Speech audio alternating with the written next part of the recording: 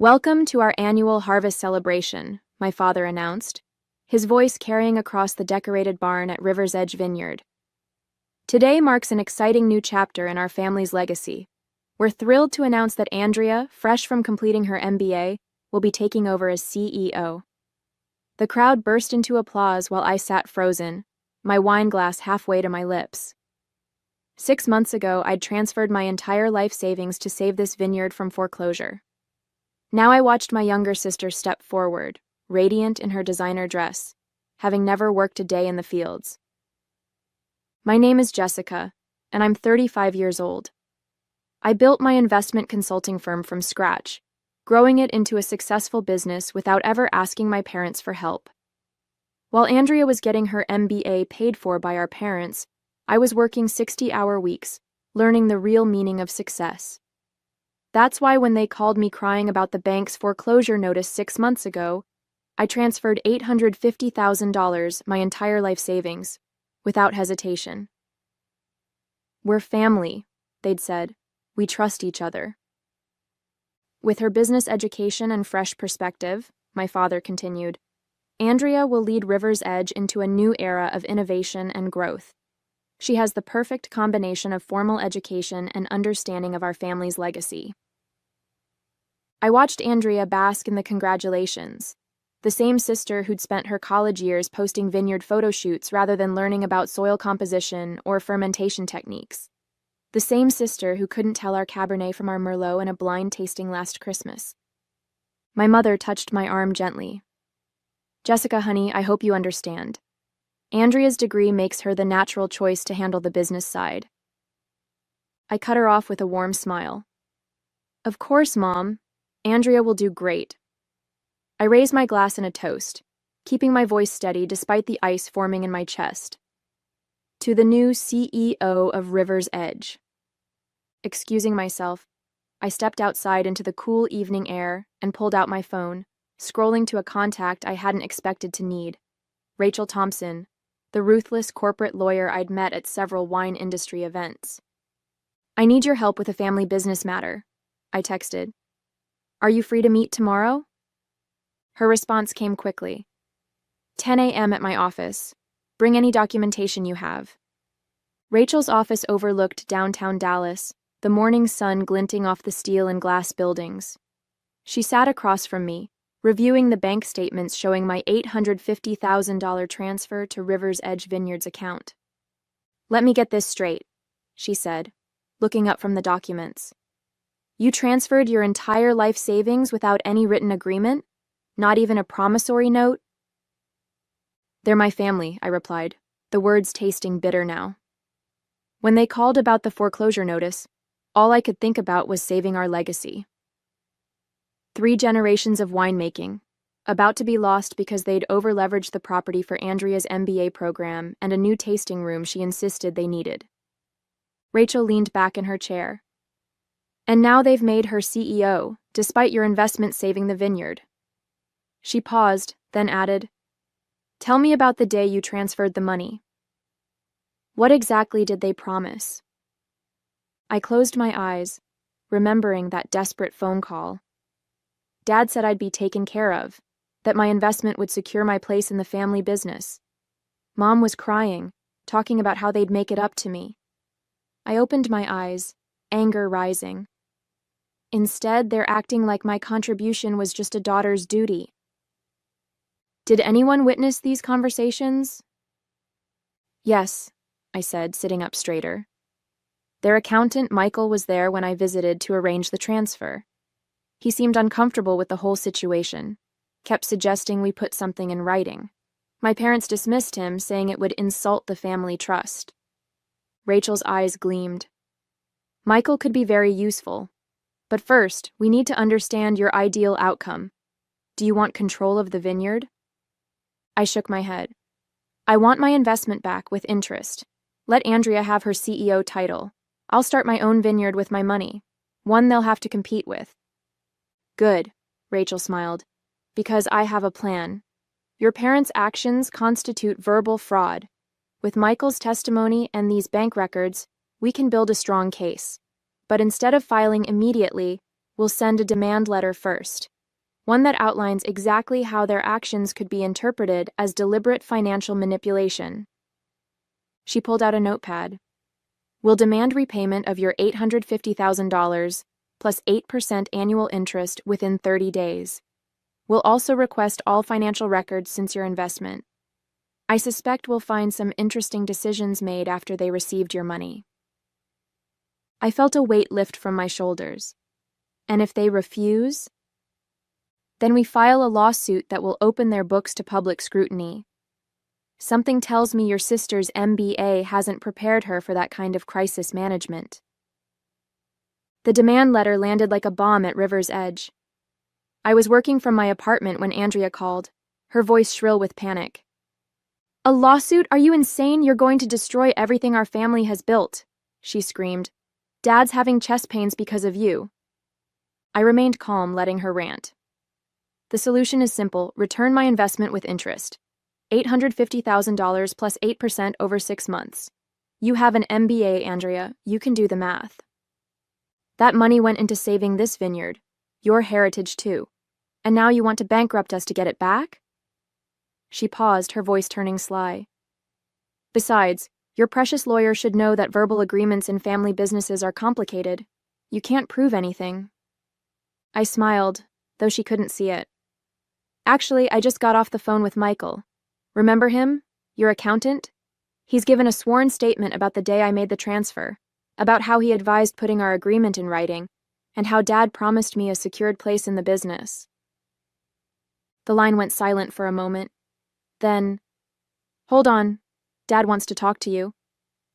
My father's voice came through, strained and angry. "Jessica, what are you doing to us? After everything we've done for you?" "Everything you've done for me?" I cut him off. "Let's talk about that. While you paid for Andrea's education, her MBA, her car, her apartment, I built my own life. The only time I asked for anything was when you promised me a future here in exchange for saving the vineyard. We never promised you control. Andrea has the education for this." "I'm not asking for control anymore," I interrupted again. "I'm asking for my money back. Money you took knowing exactly what you planned to do with it." He switched tactics, his voice softening. "Sweetheart, be reasonable. The vineyard doesn't have that kind of liquid capital right now. We'd have to take out another loan.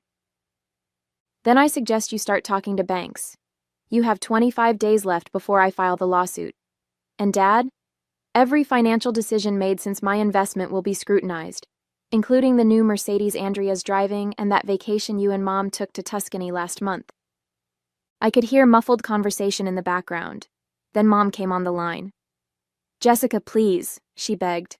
"Come over for dinner. We can talk about this as a family." "We're not family right now, Mom. We're business associates in a dispute. Have your lawyer call Rachel with your response." I hung up, my hands shaking slightly. My phone immediately lit up with messages from relatives, ranging from angry accusations to pleas for peace. I ignored them all and opened my laptop, starting research on available vineyard properties in the next county. Soon, River's Edge would have some serious competition. The following week brought a revelation I hadn't expected. Michael, the accountant, called me for coffee, his voice tense with urgency. We met at a quiet cafe away from the vineyard, and he arrived clutching a thick folder. "There's something you need to see," he said, glancing around nervously before sliding the folder across the table. "I've been reviewing the books since your investment came in. The numbers, they don't add up." I opened the folder to find detailed financial records. Michael pointed to several highlighted entries. "Your $850,000 didn't just save the vineyard from foreclosure. It also funded a series of personal expenses that were logged as business costs. The new Mercedes? Listed as a delivery vehicle. The Tuscany trip. Market research. Even Andrea's MBA had portions backdated as employee education expenses." My hands tightened around my coffee cup. "They used my investment for all this?" Michael nodded grimly. "There's more. 2 weeks before they announced Andrea as CEO, they registered a new company, River's Edge Holdings LLC. They've been quietly transferring vineyard assets to this new entity.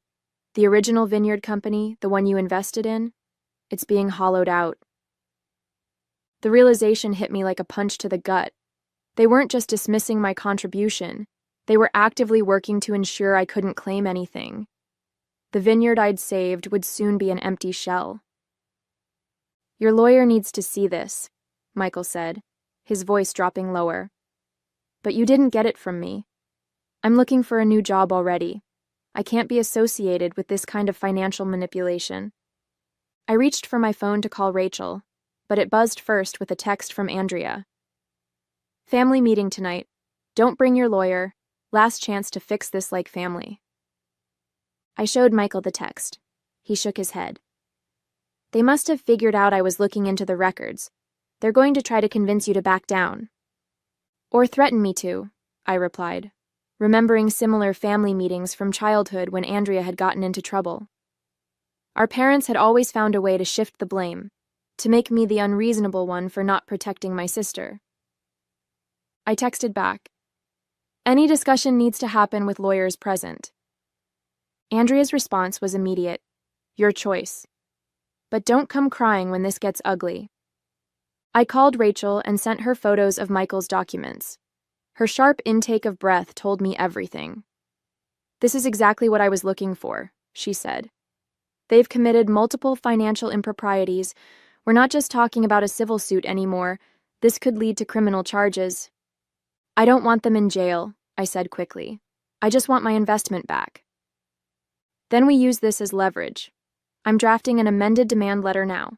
Instead of 30 days, they have 48 hours to either return your money with interest or face an investigation that will involve the SEC.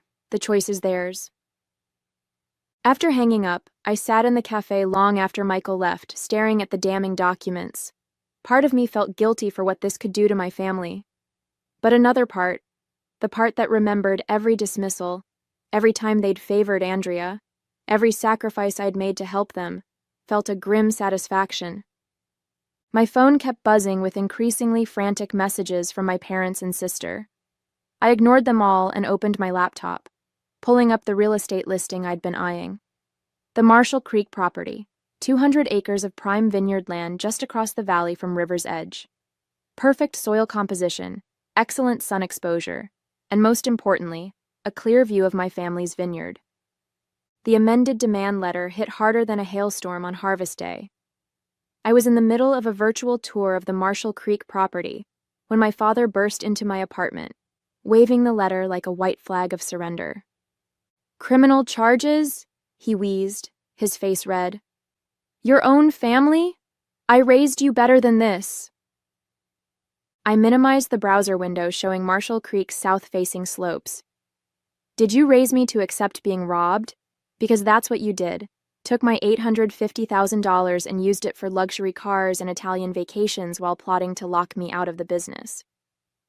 We never meant, he started, but I cut him off. Save it. I've seen the financial records. The new LLC, the asset transfers, everything. You didn't just betray me, you tried to make sure I couldn't fight back. I stood up, my voice steady. You have 40 hours left to return my investment with interest, or Rachel files everything with the SEC. His face went from red to pale. You'd destroy your sister's future? She just started as CEO. Andrea's future? I laughed bitterly. What about mine? I earned that money while she was posting Instagram photos from business school. Money you promised would secure my place in the family business. We can still work something out, he pleaded. Maybe Andrea could share the CEO position? A co-leadership arrangement? I shook my head. I don't want to share leadership with Andrea. I want my money back. Every penny, plus interest. Then you'll never have to worry about me competing with your precious CEO again. His eyes narrowed at the word competing. What does that mean? Just then, my phone buzzed. It was the real estate agent handling Marshall Creek. Perfect timing. I answered on speaker. Hi, Jessica, great news. The owner is very interested in your offer. They love your vision for expanding the vineyard's production. When can you meet to discuss terms? I watched my father's face crumple as realization dawned. Marshall Creek wasn't just any property. It was River's Edge's main competition back when my grandfather ran things. Their wine had consistently won more awards until the owner retired and let the vines go fallow. "You wouldn't," he whispered. "Wouldn't what? Start my own vineyard? Use my expertise to compete with the business that stole from me?" I learned everything about winemaking from Grandpa, Dad. Everything. While Andrea was studying business cases, I was studying soil samples and weather patterns. "Your grandfather would be ashamed," he said, trying one last emotional jab. "No, he'd be proud. Proud I'm not letting you and Andrea destroy his legacy with your greed." I turned back to my laptop. "Now, if you'll excuse me, I have a property to buy. Tick-tock on that 40 hours. He left without another word, slamming the door behind him.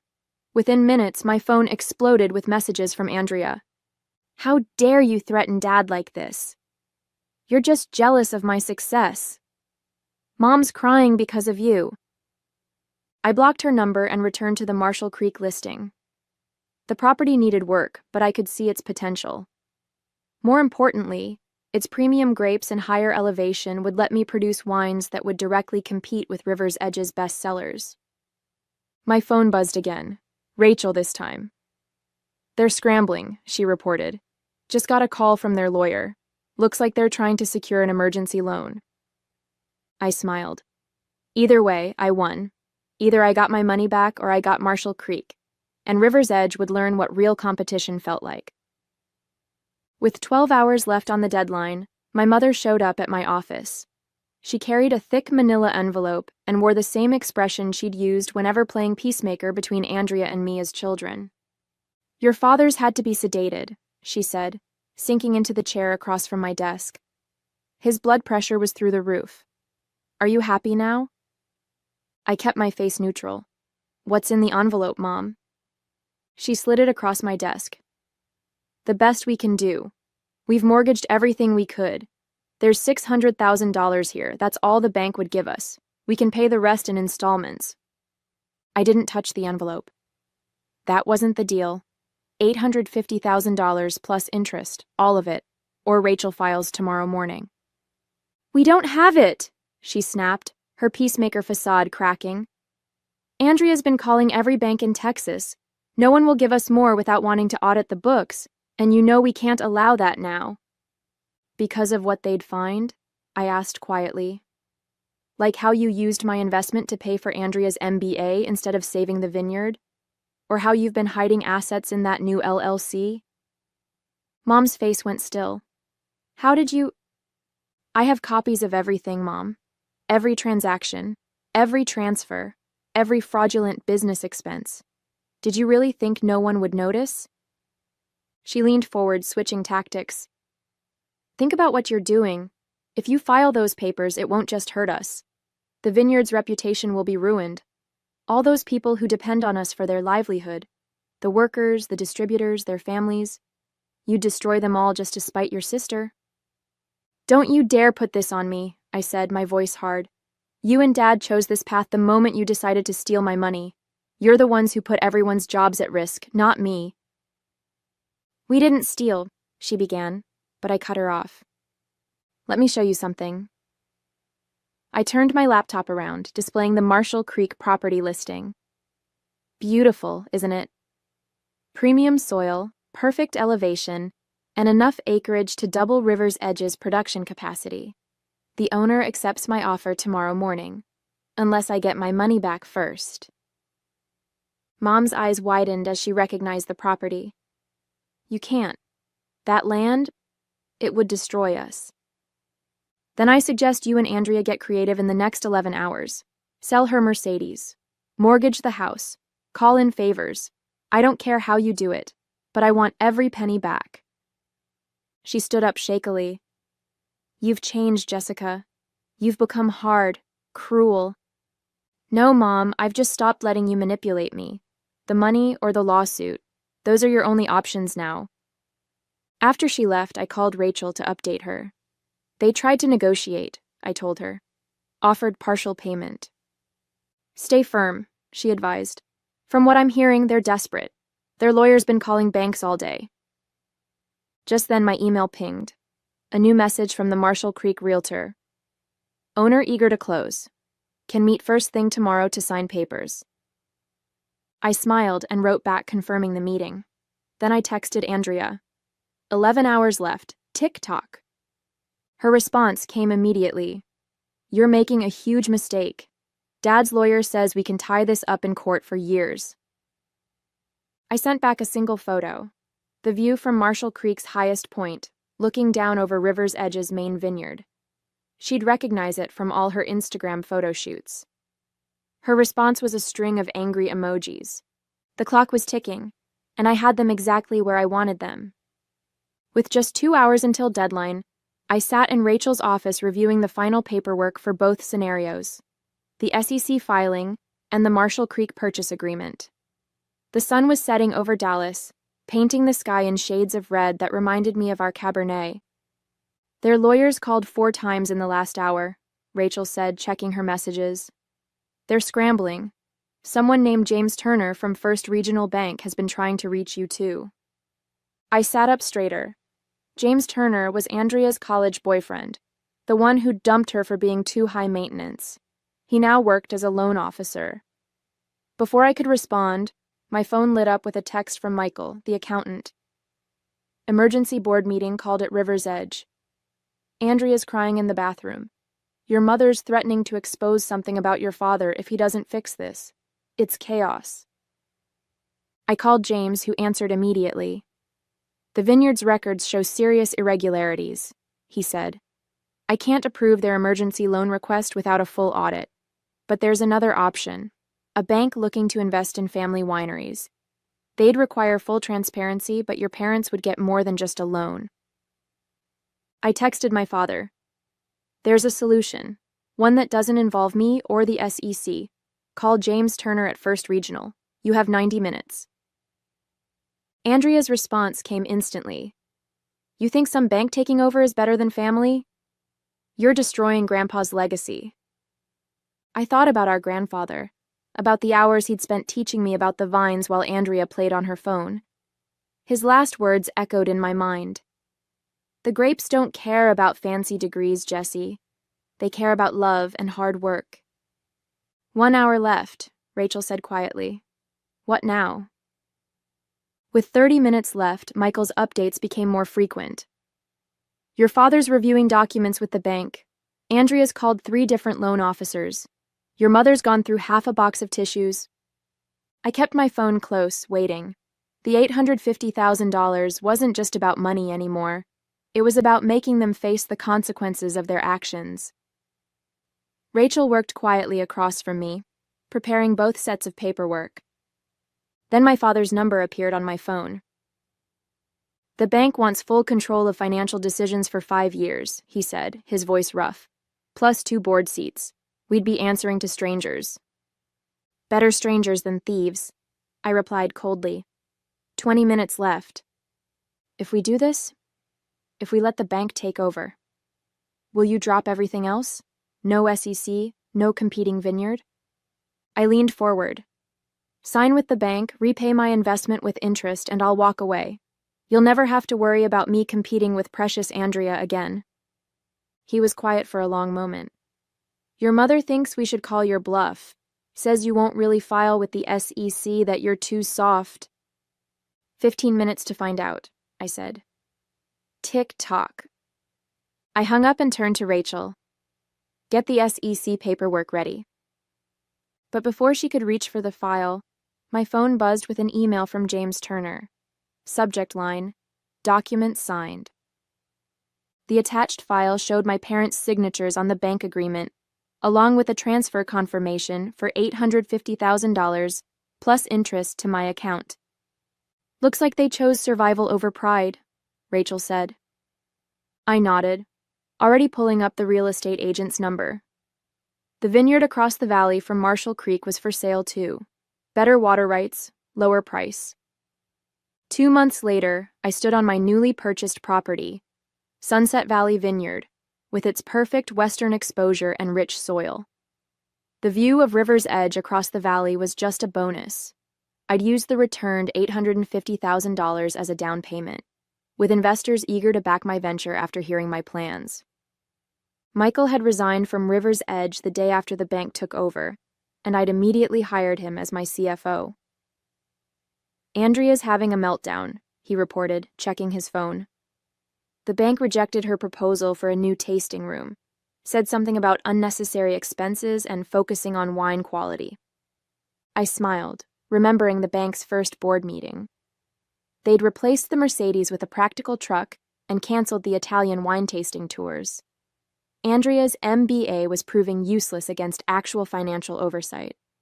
My mother still sent weekly texts about healing the family, which I ignored.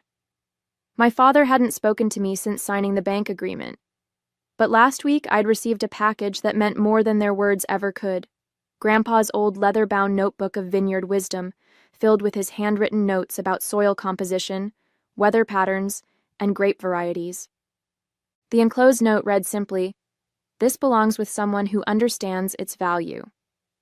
Dad." I held that notebook now, standing among my newly purchased vines. In 3 years, these grapes would produce their first vintage. In 5 years, I'd be competing directly with River's Edge. But I didn't need their validation anymore. I had something better, my own legacy to build. "Ready to start planting?" Michael asked, gesturing to the work crew waiting with the new rootstock. I tucked Grandpa's notebook into my jacket. "Let's make some wine,"